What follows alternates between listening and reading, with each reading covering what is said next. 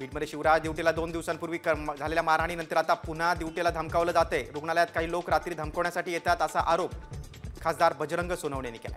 बजरंग सोनवणे यांनी शिवराज ड्युटीची रुग्णालयात भेट घेतली आणि त्याच्या प्रकृतीची विचारपूस केली।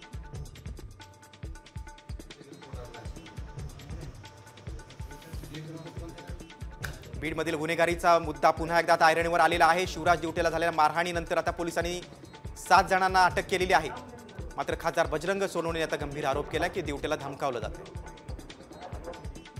आता इथं सुद्धा येऊन काही लोक यांना पण त्रास देत आहेत। मी आत्ताच एसपींना आणि त्यांना सर्वांना इथं तुमच्याकडनं गेलं की सांगणार आहे, कारण रात्री 1:30 वाजता येऊन कुणीतरी दरवाजा वाजून आणखी परत दादागिरी करतायत। या मुलाला सुद्धा कुणीतरी सांगितलं की आमचा मुलगा याच्यात नाहीये।